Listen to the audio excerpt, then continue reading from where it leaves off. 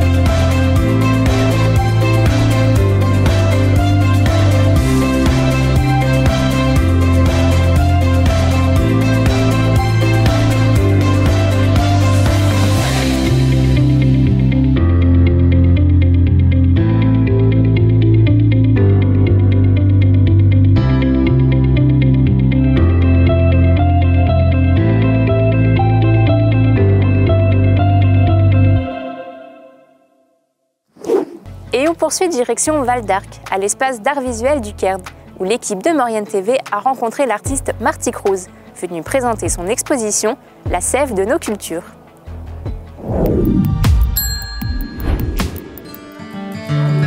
Du 23 octobre au 27 novembre, l'artiste Marty Cruz expose ses œuvres à l'espace d'art visuel du Cairn, un univers bien particulier qui s'inspire de notre territoire.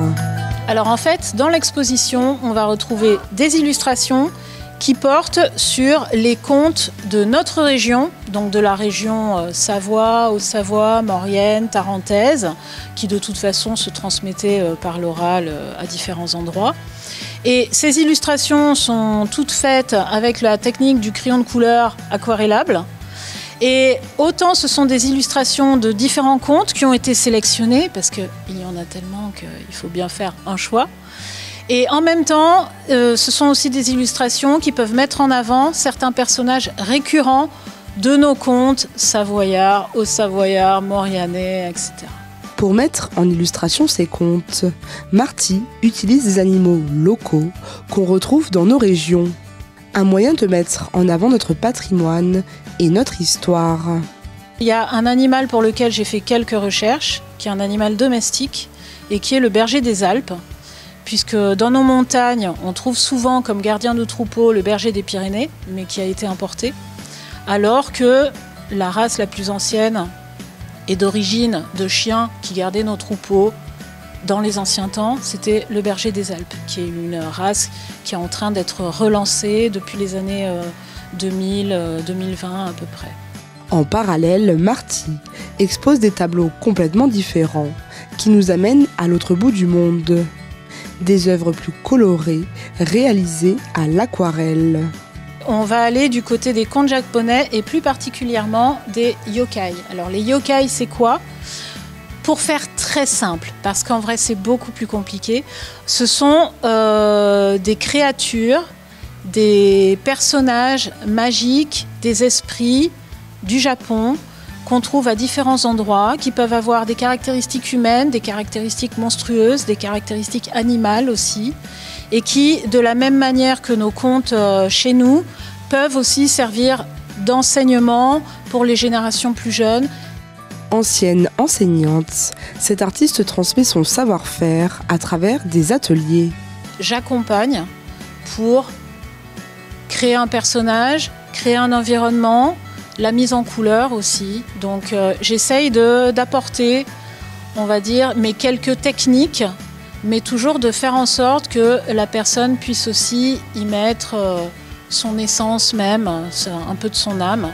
Une exposition que vous pourrez découvrir jusqu'à la fin du mois. Et on poursuit avec l'invité de la semaine. Présentation de Cap Handi, un événement qui met en lumière l'inclusion du handicap dans la société et qui s'étendra sur toute la saison culturelle. Bonjour à tous, ravi de vous retrouver dans cette rubrique l'invité de la semaine. Aujourd'hui nous sommes en charmante compagnie. Bonjour mesdames, vous êtes ici dans les studios de Maurienne TV pour nous présenter l'événement Cap Handi. Alors Cassandre, qu'est-ce que l'événement Cap Handi ?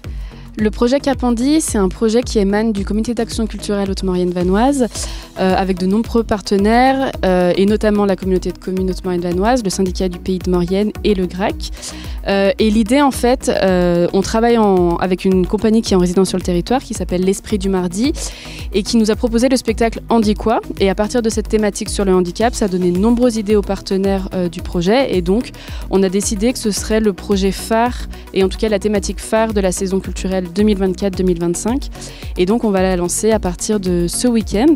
Donc, le premier rendez-vous, ce sera au cinéma L'Embellie de Fourneau ce samedi 16 novembre avec à 15h30 un film d'animation pour les tout petits à partir de 4 ans.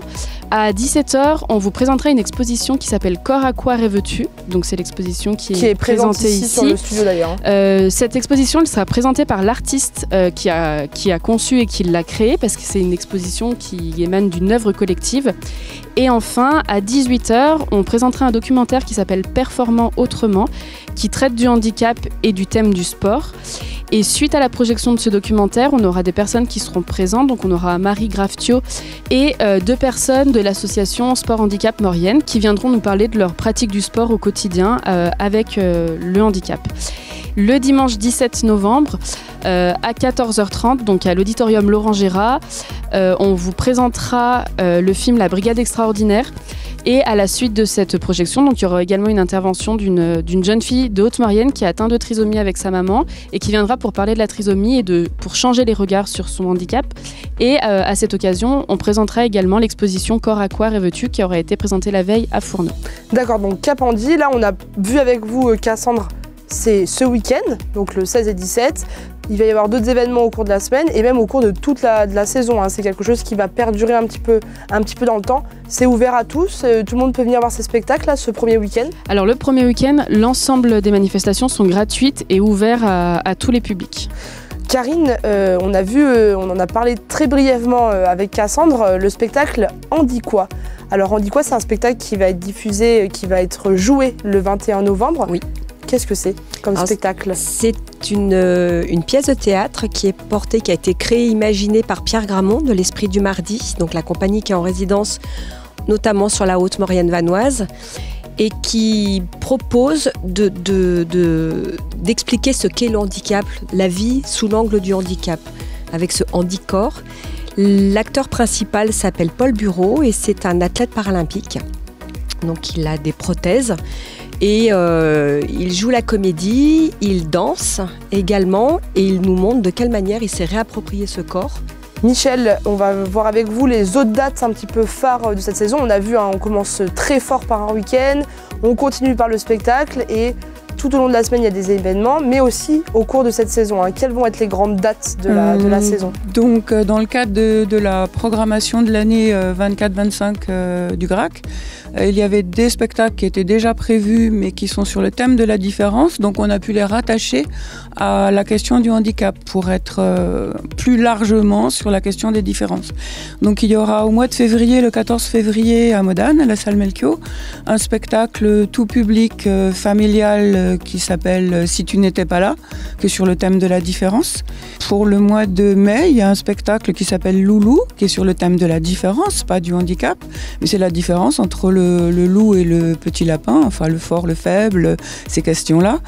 Et donc ça va concerner tous les enfants de la maternelle, CP, CE1 de la Haute-Maurienne. L'idée c'est vraiment d'enseigner et de montrer à ces jeunes que en fait finalement la différence c'est peut-être aussi une force. Oui c'est ça. Ouais. Qu'est-ce qu'on peut faire de sa différence et faire prendre conscience aussi à chacun, aux jeunes et aux moins jeunes, que chacun a une différence avec laquelle il essaye de vivre et il peut effectivement en faire un atout. Karine, je vous laisse reprendre le micro. On le voit, beaucoup de spectacles qui vont s'étaler un petit peu sur l'année et aussi des formations. Alors pour l'instant, il y a une journée de formation qui est déjà complète. Voilà, alors c'est une formation qui est pour les socio-professionnels. Alors est-ce que vous pouvez nous en parler un petit peu plus? Alors c'est à destination de toutes les personnes qui sont amenées à un moment ou à un autre dans leur travail à accueillir un public handicapé, également porteurs de toute forme de handicap. Donc c'est une journée complète qui leur est dédiée où on fait venir deux formateurs, 2 personnes qui vont venir parler du handicap et de la manière de les accueillir. Tout au long de la saison, alors par quels moyens on va intervenir et auprès de quelles écoles? Est-ce qu'on va faire toutes les écoles ou on va se contenter du collège? Non, en tout cas pour la saison 24-25, on va pas faire toutes les écoles, mais il y a des interventions, il y a des expositions donc, qui vont être accessibles aux écoles selon la volonté des enseignants. Et puis il y aura aussi, en particulier avec le collège, des interventions autour des dyspraxies, des dyslexies. Donc ça va concerner tout un niveau de 5e, donc avec une intervenante spécialisée. Et puis il y aura aussi des interventions avec des personnes en situation de handicap moteur et intellectuel auprès des collégiens. Cassandre, on l'a vu avec Michel, ce projet va tendre à évoluer en fonction de la saison. On a encore quelques petites dates à fixer et on a un petit projet de mobilité dans la ville. Alors c'est un projet grandeur nature que vous réfléchissez. Oui, l'idée c'est de sensibiliser à ce que c'est d'avoir un handicap dans la ville. Alors on parle d'handicap physique mais aussi d'handicap mental. On est notamment en partenariat avec le GEM Rebond qui est prêt à nous accompagner sur cette thématique-là en disant une personne schizophrène, traverser la ville, c'est pas forcément évident. Mais il y a aussi la question du fauteuil roulant et de l'accessibilité par exemple au commerce ou aux différents services publics. Donc l'idée c'est de proposer à la fois aux élèves du collège de pratiquer un sport en fauteuil roulant. Donc on a pour l'instant un contact pour faire du handi-basket. Et en parallèle à ça, proposer des temps de sensibilisation dans la ville pour que les gens se rendent compte que c'est pas forcément évident de se déplacer en fauteuil, sachant qu'en Haute-Maurienne, on a aussi parfois la contrainte de la neige et que voilà, donc c'est vraiment de sensibiliser et peut-être faire réagir en se disant qu'il y a peut-être des choses à faire pour ces publics-là. Et faire évoluer aussi peut-être la mobilité dans nos villes, de peut-être mettre en place des aménagements en conséquence. D'accord, très bien. Eh bien, écoutez, mesdames, merci beaucoup pour votre venue. On vous souhaite une belle saison, un projet qui est novateur et puis on le voit avec des séances qui sont complètes. Les gens ont besoin de connaître un petit peu le handicap et de savoir comment réagir en fonction de ça. Merci beaucoup de nous suivre régulièrement sur Maurienne TV. On se dit à très bientôt pour une nouvelle rubrique, l'invité de la semaine. Voilà, le Maurienne Zap, c'est déjà terminé. Merci d'être aussi nombreux à nous suivre. Retrouvez-nous sur les réseaux sociaux et sur les box. À la semaine prochaine!